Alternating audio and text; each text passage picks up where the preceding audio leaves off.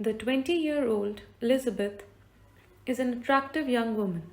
She is the second of the five Bennet daughters. Not only is she beautiful with her irresistible eyes, but she has an exceptional personality. She is high spirited but self controlled, always guided by her good sense. She is assertive and outspoken. The character of Elizabeth Bennet challenges the expected gender norms of her time.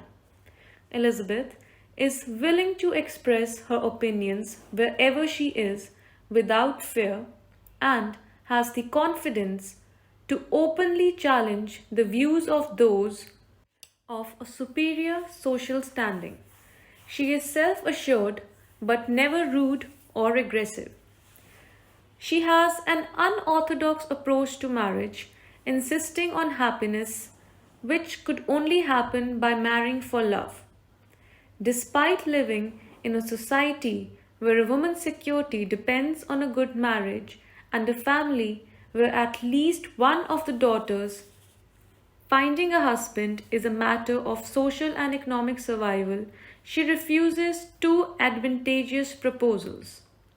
In doing so, and in believing to marry for love, she challenges the traditional norms existing in the society at that time, that women have a financial obligation to marry at the first opportunity. Her rejection of Darcy's first proposal because she doesn't like his character and finds the language of his proposal to be distasteful is further evidence of her departure from the existing gender norms. Elizabeth's conversational skills and sparkling wit are divisive. However, her sharp tongue and tendency to make hasty judgments often leads her astray, like Lady Catherine's disapproval. But they are also partly responsible for Mr. Darcy's admiration. Lady Catherine is appalled by the willingness of someone so young to give her opinion so freely, and Mr. Darcy is impressed by her confidence in doing so, as well as with the good sense of her opinion on all matters. Her self assurance comes from a keen critical mind and is expressed through her quick witted dialogue. She has a fine tuned critical mind, and her sense of the difference between the wise and the foolish, for the most part, is very good. She is usually right about people, although she does fail to do that accurately with both Mr. Darcy and Wickham. The former because of the misinformation that she receives about him, and the latter because of the practiced charm of the con man that he uses on her. She is right about most of the other people that she meets. She painfully recognizes the inappropriate behavior of most of her family, and she quickly identifies Mr. Collins as a fool, Lady Catherine as a tyrant, and Caroline Bingley as a nasty piece of work. Her confidence in her own judgment, which is a combination of both pride and prejudice, is what leads her into her worst errors. It is only because of her ability to step back and honestly assess her own behavior that she finally wins through. She overcomes her own mistaken impressions of Mr. Darcy while she navigates familial and social turmoil. As she gradually comes to recognize the nobility of Darcy's character, she realizes the error of her initial prejudice against him. Mr. Darcy displays all the worst and the best qualities of a gentleman belonging to the upper end of the landed gentry class. He is snobbish and arrogant, but at the same time, he is also completely honest and sure of himself. Darcy's handsome appearance, wealth, and original arrogance signify to the reader that he is the hero of a romance novel. He is the Lord of Pemberley Estate, an expensive estate located in the country of Derbyshire. His aristocratic connections and considerable wealth make him a sought-after bachelor. Darcy is not actually a titled nobleman, but he is one of the wealthiest members of the landed gentry, the same legal class that Elizabeth's much poorer family belongs to. The ladies of Meryton have expectations of how a gentleman should behave, and if he lives up to them, he is approved.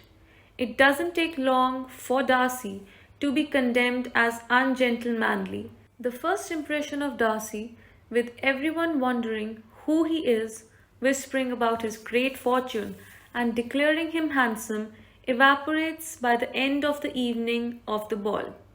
His manners give a disgust which turned the tide of his popularity, for he was discovered to be proud, to be above his company and above being pleased. At the dance, he does not dance with any ladies outside of his own party, because he believes them to be beneath him in class and beauty. He does, however, mention later on to Elizabeth that he does not find it easy to make new acquaintances, and he finds it hard to converse with people he does not know. This shows a sort of shy, perhaps even reclusive nature of Darcy, which could not be seen in the first half of the novel. A man of great pride, he is also honest and cautious. Despite initially insisting that there is not a pretty girl in all of Meryton, he eventually becomes attached to Elizabeth Bennet, to whom he makes a prideful, unromantic proposal of marriage. Believing he merely speaks plainly, Darcy fails to see that his speeches often shock and anger his audience. It is, however, his ideal of nobility that makes Darcy truly change in the novel. Elizabeth's rejection of his advances builds a kind of humility in Darcy.